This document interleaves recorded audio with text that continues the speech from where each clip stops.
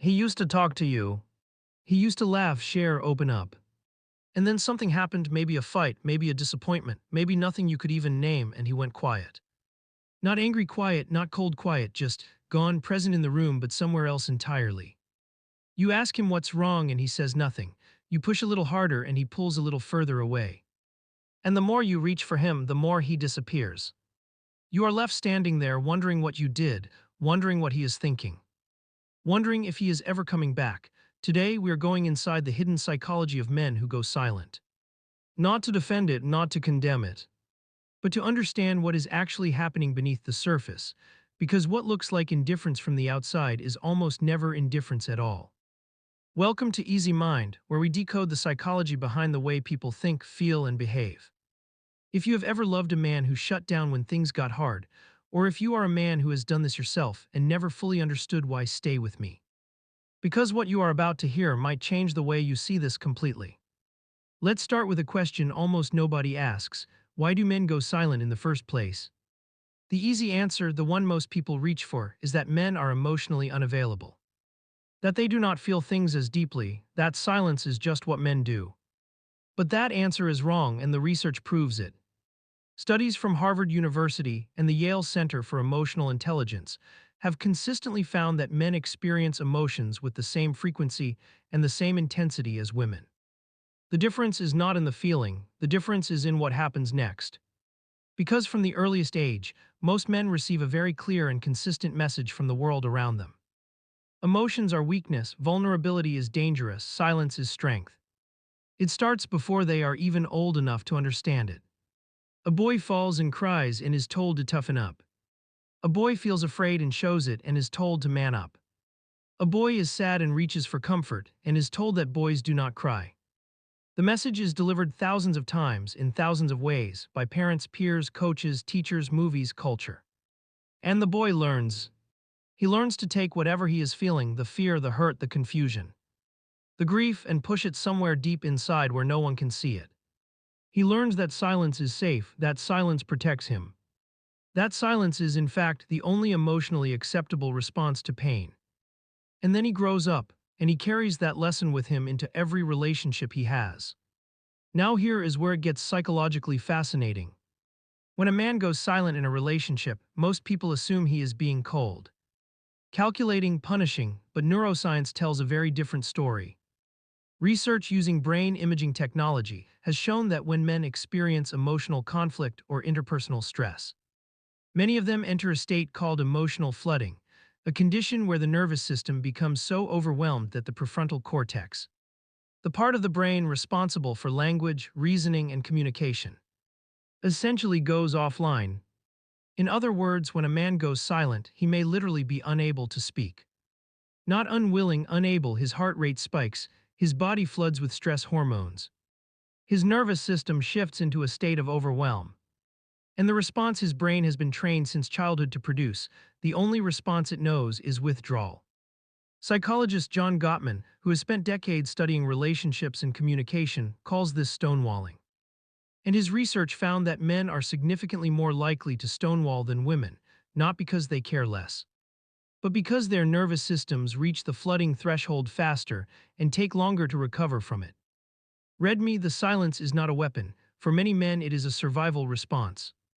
But understanding why it happens does not make it any less painful for the people on the receiving end. And it does not erase the damage it can do to a relationship over time. So let's go deeper, because the silence is never really about nothing. There is always something underneath it. For most men who go silent, beneath the withdrawal there is one of three things, and often a combination of all three. The first is shame. Shame is the most silencing emotion a human being can experience. And men are particularly vulnerable to it. Because so many of the things men feel, fear, sadness, confusion, the need for help, the need for comfort, have been labeled shameful by the culture they grew up in. When a man feels something he has been told he should not feel, the shame hits before the emotion even fully forms. And shame does not make people want to open up, shame makes people disappear. Psychologist Brené Brown, whose research on shame has reached millions, found that the number one shame trigger for men is the perception of weakness. Not failure, not rejection, weakness. The fear of being seen as soft, as unable to handle things, as less than what a man is supposed to be. So when something hurts, when a man feels vulnerable, overwhelmed, or uncertain, the shame arrives immediately. And the silence that follows is not indifference, it is protection. It is a man trying to hide the very thing he was taught he should never show. The second thing beneath the silence is fear, specifically the fear of making things worse. Many men who go silent have learned through experience that when they try to express difficult emotions, it does not go well. They say the wrong thing, they express it the wrong way, the conversation escalates. Someone gets hurt, the situation becomes more painful, not less. And so they develop what psychologists call emotional avoidance, a pattern where, rather than risk the vulnerability and the potential fallout of expressing how they feel, they choose to say nothing at all.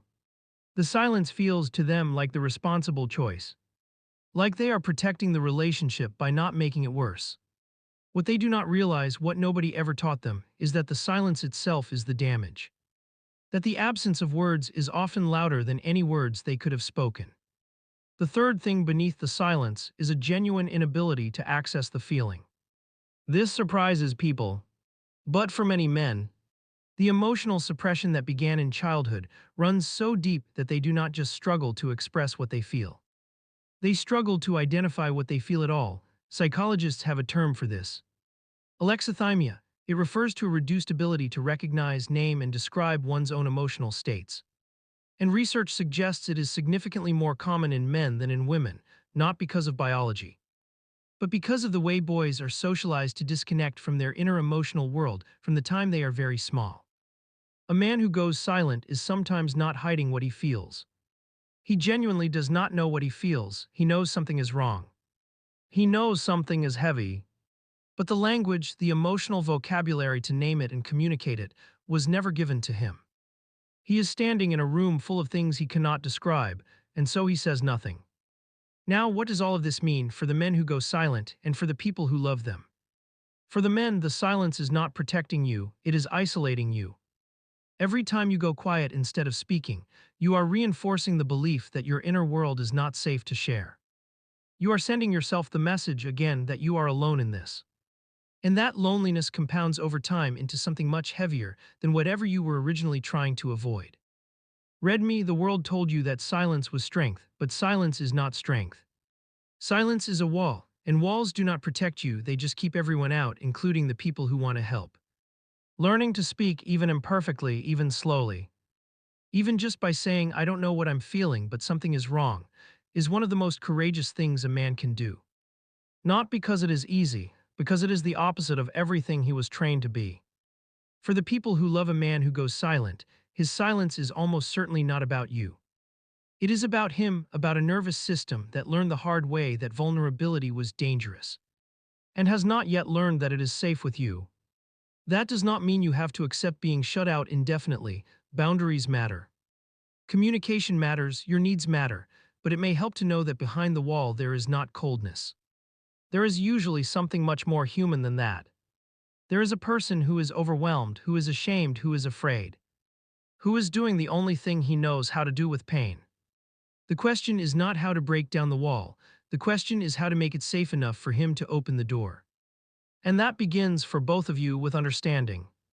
If this video gave you a new way of seeing something you have been struggling to understand, I want you to know that awareness is where everything changes. Drop a comment below. Are you someone who goes silent? Or are you someone who loves a person who does? Tell me your experience. I read every single comment. If this resonated with you, share it with someone who needs to hear it. Sometimes the most important conversations start with a video like this one. Subscribe to Easy Mind for new psychology videos every single week. And I will see you in the next one.